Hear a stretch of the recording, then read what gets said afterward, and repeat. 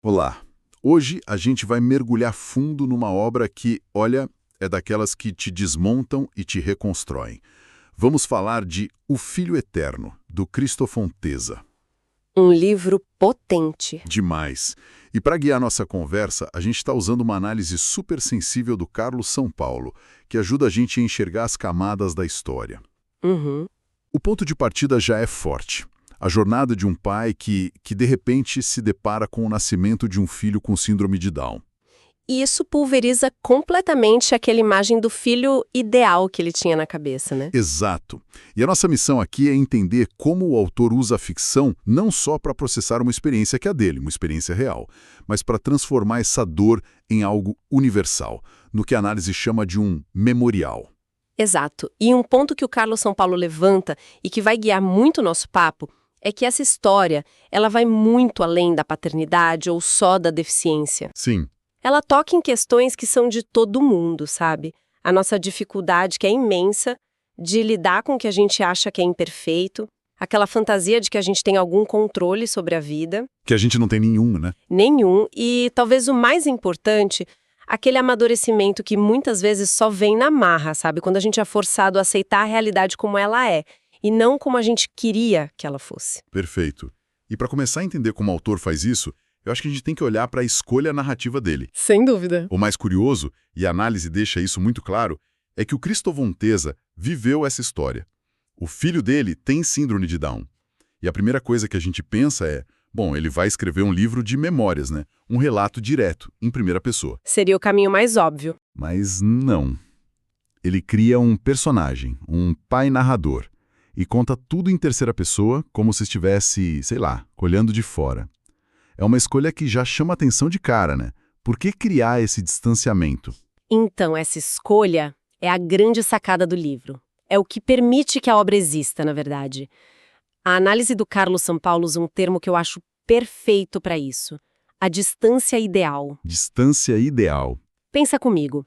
Se ele escrevesse em primeira pessoa, o livro corria um risco enorme de virar um desabafo, sabe? Um diário da dor. Seria talvez muito hermético, muito focado no eu sofri. Uhum. Ao criar o personagem do pai e narrar em terceira pessoa, o Tesa se afasta o suficiente da própria ferida para conseguir olhar para ela, analisar e até ficcionalizar em cima dela. Ele ganha liberdade, é isso. Exatamente. A análise é muito precisa nisso.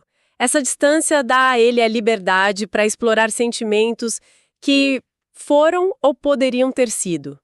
Ele não fica preso só ao fato. Certo. Ele pode ampliar, pode imaginar, pode construir uma verdade literária que é mais universal que a verdade pessoal dele. É como a análise diz de um jeito muito poético, ele não está jogando pedras no seu passado. O que seria um ato de raiva, né? De ressentimento. Isso. Ele está usando essas mesmas pedras da dor para construir o seu memorial. Ele transforma o trauma em arte. É um ato de ressignificação total. E essa distância talvez fosse a única forma de conseguir descrever a brutalidade do que esse pai sentia, porque a análise do Carlos São Paulo traz umas passagens que são de gelar. São muito fortes. O jeito como o pai vê o bebê logo no começo, como um princípio de vida deformada e inapropriada para durar, é de uma honestidade que dói, que choca. Dói porque é visceral, né? Não é um sentimento pensado, racionalizado. É uma reação quase animal de rejeição ao que quebra a norma, ao inesperado. Uhum. E essa sensação de vergonha, ela é explorada de uma forma muito interessante. O análise aponta que o pai olhava para o filho como se ele fosse a imagem de um pai num espelho de ontem, só que numa versão defeituosa. Nossa. E o que é fascinante aqui é como a análise usa o pensamento de Jung para a gente entender a profundidade disso. Certo. O que a psicologia diz sobre uma reação dessas? O que está acontecendo ali, no fundo, é um mecanismo de projeção.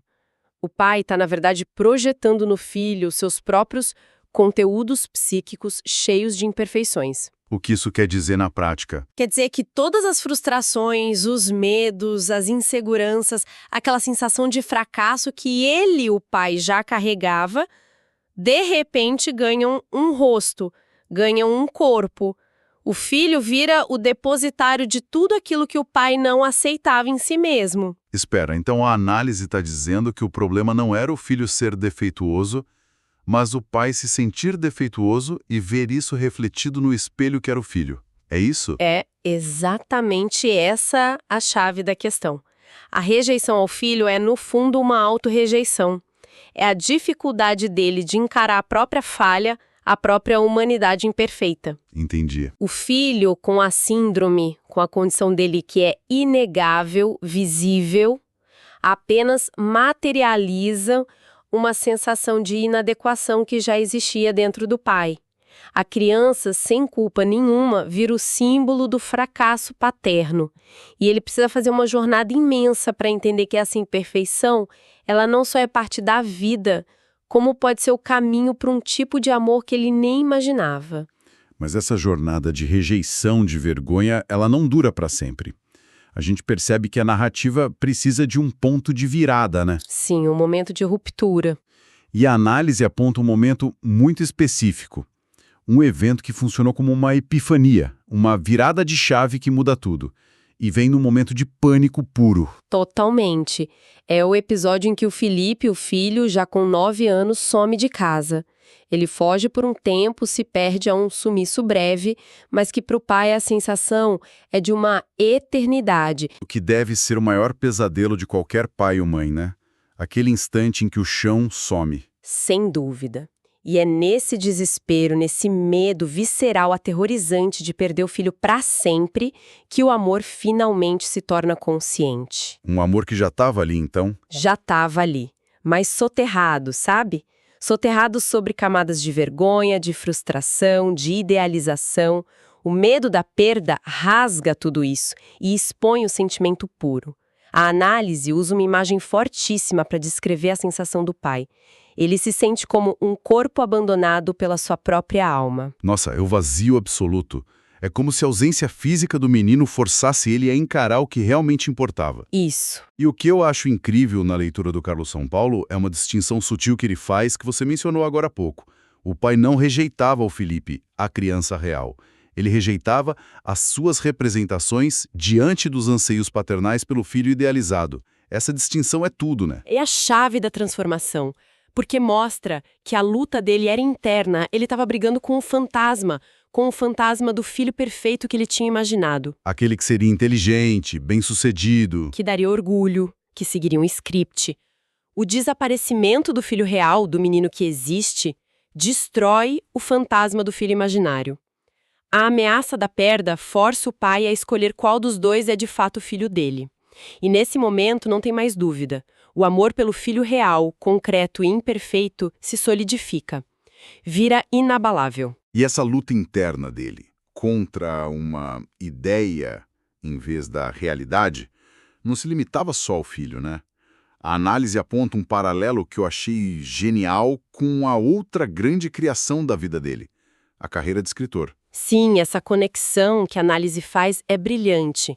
As duas jornadas, a de ser pai do Felipe e a de ser escritor, são espelhos uma da outra. Como assim? Ambas são marcadas pela frustração, pela recusa, pela absoluta falta de controle.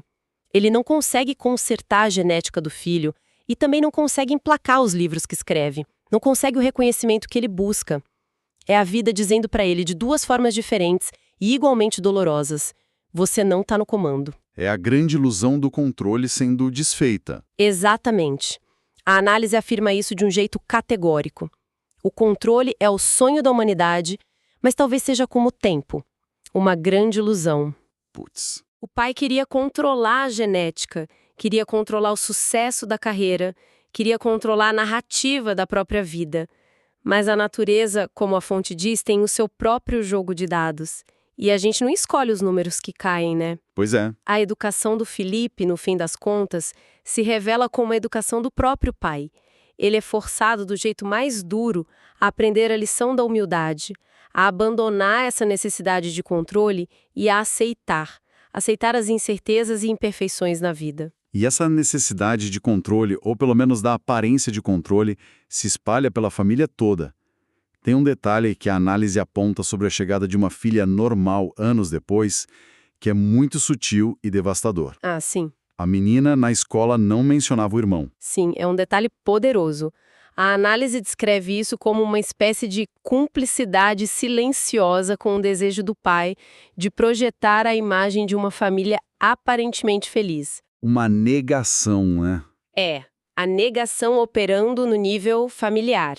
A chegada dessa filha perfeita é ao mesmo tempo um alívio e uma tortura para o pai, porque ela funciona como um espelho constante que pergunta: era isso que você queria? Uma filha normal? Pois aqui estou eu.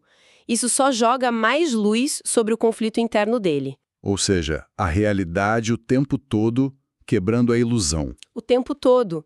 A vida real, com suas dores, alegrias, contradições, se impondo sobre qualquer roteiro que ele pudesse ter escrito para si mesmo. Toda essa jornada de aprendizado, sobre falta de controle, sobre o amor que nasce da dor. Tudo isso me faz pensar no título da obra, O Filho Eterno. É um nome forte, com um peso. O que a análise do Carlos São Paulo nos diz sobre o porquê desse título? Então, ele funciona em pelo menos duas camadas, que se conversam, se completam. A primeira camada é a mais direta, a mais literal, vamos dizer assim. Certo. Tem a ver com a condição do Felipe. Por causa da síndrome, ele tem uma dificuldade imensa de processar a abstração do tempo, as noções de passado, presente e futuro. O autor descreve isso como viver o sonho do eterno retorno. Ele está sempre no agora. Entendi. Nesse sentido, ele permanece numa eterna infância. Um filho que, de certa forma, nunca cresce naquele sentido social que a gente espera, né? Nunca se torna independente, simbolicamente nunca sai de casa. Ele é literalmente um filho para sempre. Exato, ele vai ser eternamente dependente do cuidado dos pais. Essa é a leitura mais imediata e, de certa forma, mais dolorosa do título. Mas aí vem a segunda camada. A simbólica. A simbólica, que é onde está a grande virada, a grande beleza do livro, e a análise conclui isso de forma brilhante. Essa condição de eterna criança, que a princípio parece uma limitação, uma tragédia, acaba revelando algo muito profundo sobre a natureza do amor. E o que seria? O filho, nessa sua simplicidade, nessa existência focada no presente, aproxima-se de um ser primitivo que dá respostas mais verdadeiras ao significado do amor. Nossa. Pensa bem, ele não tem as ambições, as máscaras sociais, as projeções de futuro, as frustrações que a gente, como adulto, carrega. A existência dele é pura. Ele existe de forma muito simples e direta para mais ser amado. É isso. Só isso? Não há um propósito de carreira, um projeto de vida a ser cumprido. E é esse amor incondicional, sem artifícios, que no fim da jornada cura e amadurece o pai. O filho que parecia ser o problema era, na verdade, a resposta o tempo todo. Uau! Uma inversão completa de perspectiva. É muito poderoso. A gente começa a conversa falando da dor de um pai, da rejeição, da vergonha, e termina falando sobre a descoberta de uma forma de amor mais pura. Exato. A trajetória toda do livro é essa inversão. O que parecia uma tragédia, uma imperfeição inaceitável, no fim, foi o que ensinou o pai a amar de verdade, a se tornar um ser humano melhor. É a lição central que a análise do Carlos São Paulo deixa muito clara. A obra simboliza uma transição ética e afetiva que é fundamental. É a passagem de enxergar um filho como um projeto nosso, um veículo para realizar as nossas idealizações, para passar a vê-lo como ele realmente é.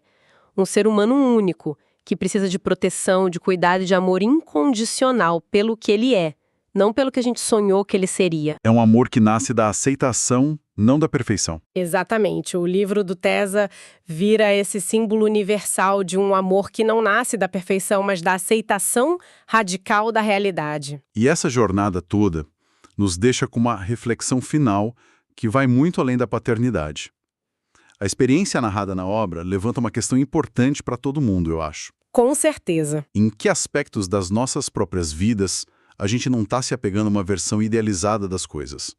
Seja das pessoas, dos relacionamentos, da carreira, em vez de abraçar a beleza, a complexidade e principalmente o aprendizado que só existe na realidade com todas as imperfeições que vêm no pacote.